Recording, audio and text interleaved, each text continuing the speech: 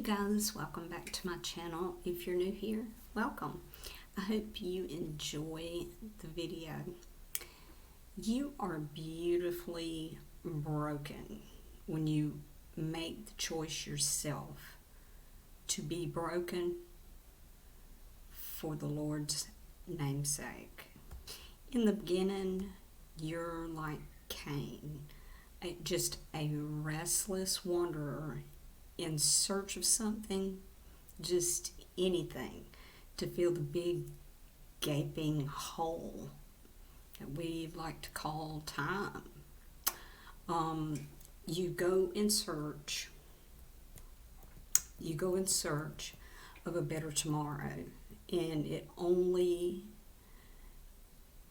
only find that the water, though it's wet to the fingertips, it's tasteless and it doesn't seem to fulfill the needs of the mind. It's dull, lifeless.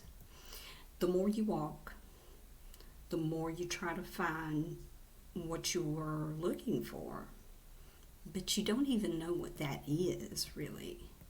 So you go in search of this utopia that gives the body refreshment,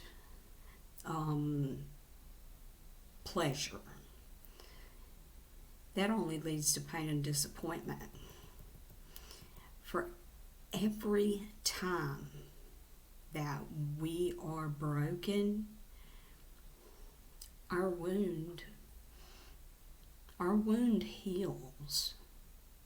But the scar tissue that remains, it's a reminder. It reminds us of the pain that we went through. And that tells us what to stay away from. See, we are guided all of our lives, whether we know it or not. We're herded like sheep. All of us battle our own Herods, Pharaohs. We have our Judases. We've all felt like giving up is not worth the fight anymore, right? But yet, we still somehow just get up and we keep going. Why? Like, how? See, out of the wounds, God turned Cain and Abel, if you will. And see, that's when a heart, during this process, that is when a heart is prepared to receive the gospel. He has to ready the soil. See, after the fall of man, the world wasn't broken. God doesn't create brokenness. However, He uses it. He uses it. The world was wrapped in the bondage of sin and death. It was the acts it was the acts of evil, wicked men that put Jesus on the cross. Again, out of the wounds and brokenness came a bride. See, during this whole process, we learned something very valuable. And this entire thing in a nutshell shows us who God is. See, we learn what love isn't through our Pharaohs, our Judases, our Jezebels, our Delilahs. And see, we have to learn this. We have to learn this first, what love isn't, before we are ever to receive the revelation of what real love is, because there is no true love apart from God. And this is what it teaches us. See, it's amazing to think about the broken road we've traveled. We didn't have a clue about where we were going. I mean, we just walked along thinking everything was by chance. Luck, good luck or bad luck. Little did we know that the God of heaven was the mastermind behind it all the entire time. My mind has wandered a bit. Remorseful that I didn't turn to the Lord sooner.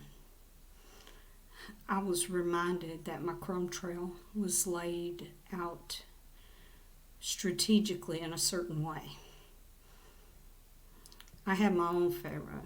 I had my own Judas. I had my own Jezebel to contend with in my life. Moses and Aaron, they were there too, in the form of two brothers that are evangelists. The Pharaoh turned into Judas at one point. The Word of God is our story. It's our story. It's God's testimony. It's also of the great reset that happens to all of God's people. We have had to go through trials, but God has been through it all with us. And I know that's cliche to say, but see, His suffering of seeing us in our distress and grief, it has been long.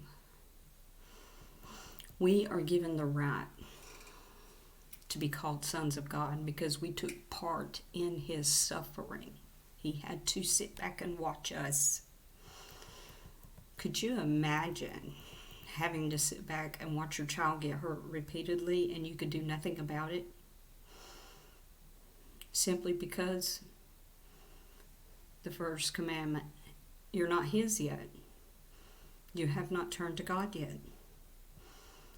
See, when we think our lives are spiraling out of control, like a tornado in Kansas in the Wizard of Oz movie, we really don't know where to go or who to turn to. That's when the Lord sends in Moses and Aaron. It's in the battle of the unknown and lost that we are found and known by God. So, the word for now is, out of Egypt I call my son. I thank you for watching.